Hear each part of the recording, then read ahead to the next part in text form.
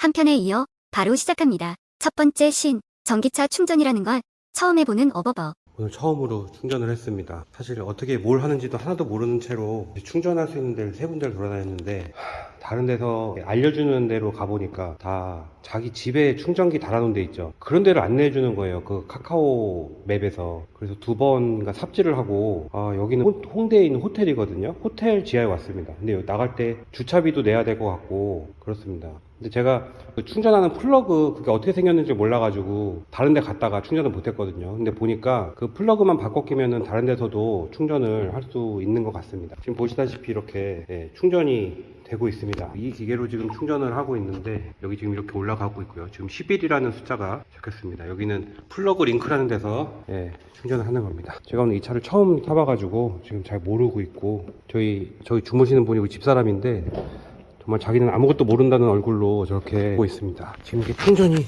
되고 있는 모습입니다. 현재 36% 남았다고 이게 뜨고 있는데 충전이 되고 있는 걸 볼 수 있는데 6시간이 남았다고 뜨네요. 36%야 지금. 아직 1%도 안 됐어. 이렇게는 안 되는데. 되게 오래 걸려. 이제 무슨 얘기인지 알았으니까 이제 가서 충전을 해봐야겠습니다. 여기는 굉장히 느리게 되네요. 6시간이면 말도 안 되는데 원래 급속 충전이면 30분 되고 여기서는 못할 것 같습니다. 이분은 그냥 옆에 앉아있다가 지치셨어요. 일단 이렇게 하면 된다라는 걸 알게 됐고 이제 가는 걸로 하겠습니다. 두 번째 신, 전기차 충전소에 무단 주차해놓은 공무원 때문에 화가 난 왕초보. 이것도 짜증나네요. 전기차 충전할 수 있는 자리에 떡하니 차를 대놓고 안 내려오고 있어요. 지금 보니까 공무원인 것 같은데 짜증나네. 세 번째 신, 드디어 슈퍼차저에서 제대로 충전해보는 왕초보.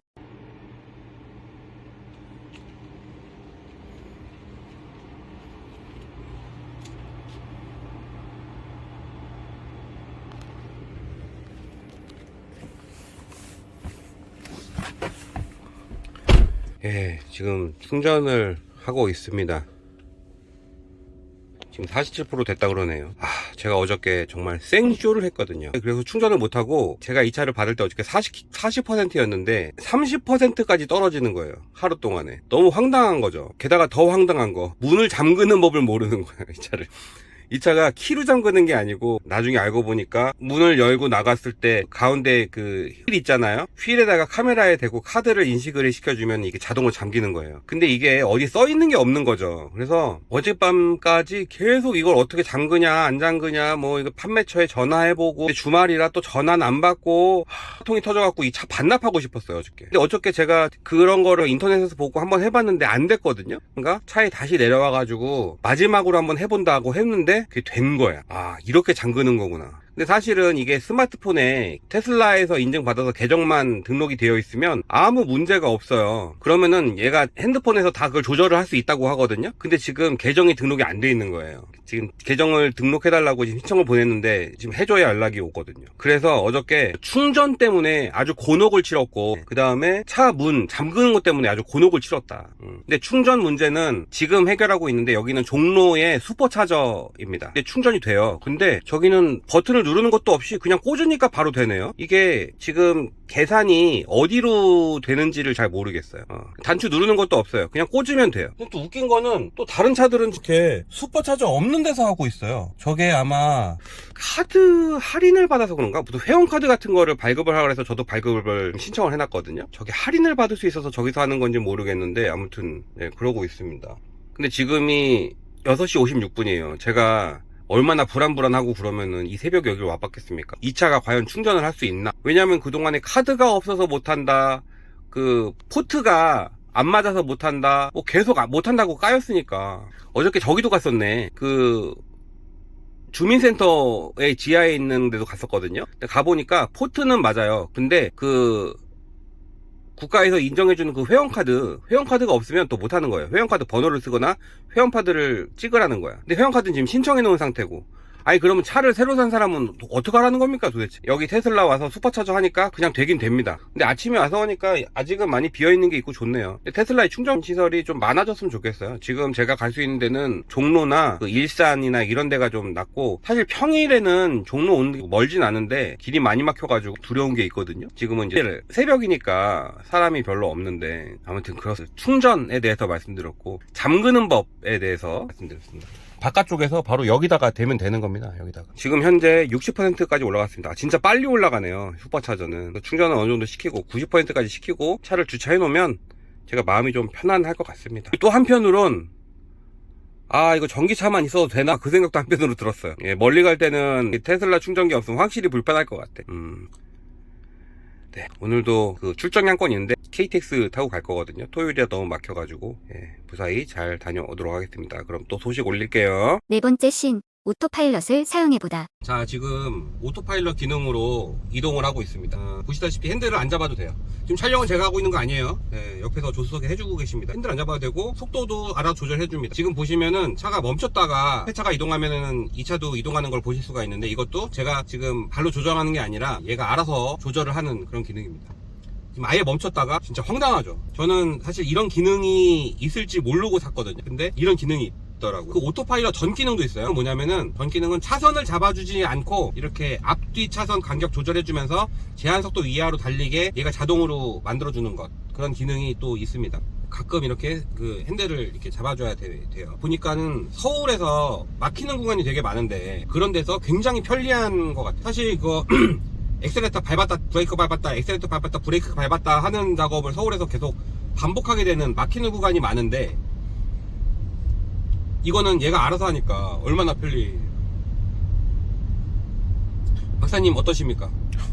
이런 건 비행기에서만 되는 줄 알아. 비행기가 이런 기능이. 오토파일럿은 비행기에서 제일 먼저 시작. 그렇죠.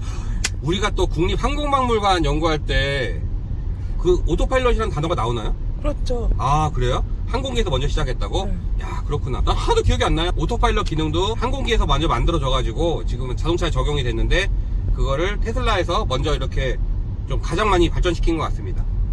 제네시스에도 이런 기능이 있다고 해요. 그런데 제네시스는 일정 속도 밑으로 내려가면은 이게 풀린다 그러더라고, 오토파일럿이. 그렇다고 합니다. 제네시스 타셨던 분의 얘기에 의하면은. 그렇고요. 기왕 이제 촬영을 한 김에 이 차의 장점하고 단점에 대해서 말씀을 드릴 건데, 이거는 일주일 동안 제가 이 차를 타본 경험에 대해서 말씀을 드릴 건데요. 장점이라고 한다면은 지금 이런 오토파일럿 기능이 굉장히 신박하고 굉장히 편리하다는 겁니다. 적응을 하면 굉장히 편하고 적응하기까지가 조금 어려워요. 한 하루 이틀 정도. 그러니까 저 같은 사람은 하루 이틀 정도 걸리고 더 오래 걸리는 분도 계시고 조금 걸리는 분도 계시겠죠. 그런데 적응을 하면 굉장히 좋습니다. 어떤 느낌이냐면 아이폰 같은 느낌이에요. 갤럭시 핸드폰 같은 경우에는 바로 쓸 수가 있잖아요. 그리고 되게 다양한 어플리케이션을 쓸 수 있고 일할 때 쓰기 좋은 핸드폰이 저는 갤럭시라고 생각을 하거든요. 한글 파일이건 무슨 파일이건 다 열리니까요. 그렇긴 한데 감성적으로 접근하는 건 좀 갤럭시가 부족하죠. 저는 우리나라의 제네시스라는 차가 약간 그렇고 아이오닉이건 EV건 다 그 갤럭시랑 비슷한 차라고 생각해요. 물론 저도 근데 핸드폰을 갤럭시를 씁니다. 업무용으로는 갤럭시가 저는 훨씬 편해요. 그래서 갤럭시를 쓰고 보조로 핸드폰을 쓰는데, 제가 보조로 쓰는 핸드폰이 아이폰 12 맥스입니다. 촬영할 때도 쓰고 무게가 필요할 때 아이폰을 쓰는데, 이 차는 딱 아이폰 같은 차입니다. 적응하기가 좀 어려워요. 근데 한번 적응하면은 굉장히 편리하게 되어 있고, 그러면서도 다른 차랑 이렇게 연동이 안 돼서 어떤 부분에서는 조금 불편한 그런 차가 저는 테슬라가 아닐까라는 생각이 드는데, 그렇습니다. 그리고 또 다른 장점이라면은 이게 브레이크를 내연기관 차에 비해서 많이 안 밟아도 돼요. 그러니까 멈춰 있을 때도 브레이크를 안 밟아도 그냥 멈춰 있고 엑셀레터만 밟으면 가고 하니까, 그런 면에서도 되게 발이 되게 자유로워지고 손도 되게 자유로워지는 그런 차이고, 그리고 이 보시다시피 디스플레이가 되게 넓어요. 처음엔 신기하다가 나중에는 이렇게 되게 편리하다 그래야 되나? 넓은 편리하고, 그리고 앞에 보시면은 이제 이런 데들이 뭐 아무것도 없어요. 그리고 뭐 설치하기도 되게 애매하게 돼 있어. 그런데 디스플레이 하나에서 다 조작이, 바람의 크기라든가 방향이라든가 이런 게 다 조작이 되기 때문에 이렇게 조작이 되거든요, 이렇게. 그러면서 굉장히 그 편리하게 되어 있다, 이런 걸 말씀드릴 수 있어요. 그리고 또 하나 장점 뭐냐면은 이게 트렁크가 되게 넓어요. 차 안에 실내가 엄청 넓어. 그래갖고 앞자리도 넓고 뒷자리도 넓고요. 그 뒷트렁크도 되게 넓고 무엇보다 앞 트렁크가 있어. 근데 원래 차 보면은 뭐 그 전기선이라던가 뭐 워셔액이라던가 그 브러쉬라던가 이렇게 차를 위해서 쓰는 부품, 그 약간 좀 지저분한 용품들이 많이 있는데, 그런 용품들을 저는 차의 앞 트렁크에다 싹 넣어놨어요. 그러니까 어떤 일이 벌어지냐면, 저런 걸 앞 트렁크에 넣으면 뒷 트렁크는 깨끗하고 이렇게 차박하는데 불편하지 않은, 잠깐, 남은 주행에서 오토스티어가 사용이 불가하다고 나왔습니다. 이게 불가한 구간들이 있어요. 그런 데서는 오토스티어를 활용을 못하게 이렇게 되어 있습니다. 그러면은 이제 핸들을 잡아서 지금 저처럼 이제 운전을 해주면 되는 겁니다. 근데 오토스티어가 불가능한 구간도 이렇게 차선만 잡아주고 속도 같은 경우는 얘가 알아서 조절을 해줍니다. 지금처럼. 그래서 저도 지금은 엑셀레이터에서 발을 뗀 상태예요. 원래 전기차는 엑셀레이터를 밟아야만 앞으로 갑니다. 지금 트렁크 얘기했죠? 네. 그래서 뒷트렁크에 되게 깨끗하게 놓을 수가 있어요. 보통 저는 차를 되게 지저분하게 쓰는 편이라서 뒷트렁크에 되게 지저분한 게 많아가지고 차박할 때 항상 청소를 해줘야 돼요. 안 그러면 이게 병 걸리잖아요. 근데 그런 거를 앞에다 싹 몰아놓으니까 차박을 할 때도 싹 접어가지고 수 있다는 점인 것 같고, 트렁크가 앞뒤로 있어서 좋다. 앞에는 독립되어 있는 트렁크가 있어서 너무 좋다고요. 그 다음 장점이 저는 사실 이거 아니면은 SUV 안 샀는데 차박할 수 있도록 공간이 넓어질 뿐더러, 이거는 기본적으로 SUV는 다 가지고 있죠. 온도를 얘가 캠핑 모드에서 알아서 조절할 수 있게 해준다는 겁니다. 그래갖고 겨울에는 시동을 켜지 않아도 겨울에는 따뜻하고 여름에는 시원하게 차 안에 온도를 유지를 시켜주니까. 근데 요즘에 보면은 우리나라 여름에 밖에서 모기장 피고 모기장 이렇게 해놓고 못 자잖아요. 너무 더워가지고. 이 차는 그냥 창문 닫아놓고 여름에 전혀 문제가 없다는 겁니다. 겨울에도 그냥 틀어놓고 따뜻하게 잘 수 있어요. 물론 이제 바닥에 온기가 있으면 더 좋으니까 전기 매트 같은 걸 깔아주면 좋지만, 저처럼 이렇게 살이 좀 있어서 열이 많은 사람은 그것도 사실 필요가 없는 거죠. 히터만 있으면. 근데 히터 있으면 좀 여자분들은 좀 이렇게 뭐랄까 건조하다고 그러죠? 건조하다고 그래서 그러면 가습기를 틀면 되니까 콘센트에 꽂으면 됩니다. 그런 장점들이 좀 있어요. 그 다음에 오늘 처음 타보셨는데 장점 뭐 생각나는 거 없나요? 저는 일단 지금 제가 운전을 해본 게 아니라서 주행에서는 장점은 아직 실감은 안 나는데요. 일단 실내가 너무 깨끗해서 좋네요. 군더더기가 네. 군더더기가 없는 차를 좋아하나요? 네, 저는 차에 아무것도 안 두고 아무것도 설치 안 하고 순정을 좋아하기 때문에 이 덕지덕지 달고 붙이고 뭐 이런 거 너무 싫어해서. 이 차는 사실 달 것도 없어요. 이게 여기 안에 다 들어가 있기 때문에 달 것도 없는. 지금 이렇게 막히거든요. 근데 여기서도 걸리나면 이 속도에서도 걸리네. 장점이 뭐가 있을까? 차 모양은, 저는 솔직히 말하면 차 모양은 별로 그렇게 마음에 안 들어요. 좀 이렇게 돼지 같아. 좀 돼지같이 생기지 않았어? 디자인은 사실 예쁜 디자인은 아닌 거예요. 어떻게 이상하게 생겼다 뭐 이렇게 생각은 안 했는데 되게 예쁘다 뭐 이런 생각은 안 했어요. 디자인은 BMW. 왜냐면 이게 내가 왜 벤츠 BMW 얘기하냐면, 포르쉐 같은 경우에는 가격이 좀 많이 올라가고 얘랑 가격이 비슷한 것들은 벤츠랑 BMW, 아우디 이런 쪽이더라고요. 폭스바겐이나 그런 건 좀 내려가고. 근데 디자인은 그런 게 훨씬 이쁜 것 같아. 근데 생각해보니까 지금 뭐 별로 그거 말고는 장점이 아직까지는 발견을 못한 것 같아. 다른 차에 비해서 있는 장점 발견 못한 것 같으니까. 하고 단점을 얘기해볼까요? 단점 뭐냐면은 충전 아주 불편합니다. 충전 이게 롱레인지예요. 말 그대로 이제 스탠다드보다 좀 더 먼 거리를 갈 수 있는 그런 차인데 한 500km 정도 갈 수 있다고 저는 설명을 들었어요. 그런데도 불구하고 조바심이 많이 납니다. 전기차는 어쩔 수 없이. 휘발유나 경유차는 빨간불 뜨면은 그때서 이제 연료 좀 채울까 이런 생각이 들잖아요. 근데 전기차는 90%를 채워도 얘가 떨어지는 게 보이잖아요, 숫자로. 그래가지고 언제 가지? 그리고 이제 근처에 막 마음대로 충전할 수 있는 게 아니니까. 근데 이 문제는 집에 있는 전원 코드를 차량으로 연결할 수 있는 사람이면 아무 고민이 없어요. 근데 우리 집이 7층이에요. 고층이라서 전원 코드를 꼽을 데가 없고, 또 내가 사는 아파트는 나홀로라서 그런 걸 설치할 수도 없어. 그래서 지금 저는 슈퍼차저나 지역에 있는 충전소를 이용을 해야 되기 때문에 그런 면에서 충전이 좀 많이 불편합니다. 이거는 감안하셔야 되는데, 이거는 해결 방법은 분명히 있다. 또 하나의 단점은 멀미 얘기하는 사람 있어요. 뉴스에도 나왔어. 전기차 멀미한다. 박사님 멀미 나나요? 지금 딱히 모르겠는데. 얘가 멀미가 왜 나냐면, 전기차가 회생 어쩌고 저쩌고가 있어. 쑥 멈추면서 얘가 충전을 해가지고 좀 이렇게 빡빡하게 멈추거든요. 그러니까 멈췄다 섰다 할 때 약간 좀 이렇게 좀 압박이 있는 거지.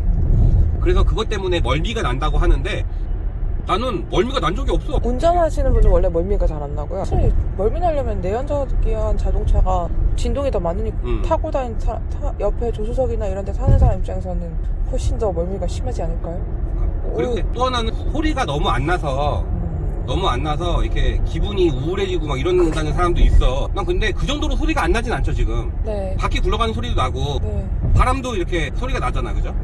그 정도는 아닌 것 같아. 이렇게 오버하는 사람이 많은지 모르겠어. 맞습니까? 네, 그건 진짜 오버인 것 같아요. 너무 길어서 3편으로 이어집니다. 3편은 FSD 기능 신청하지 않는 것이 좋은 선택인 이유부터 말씀드릴게요.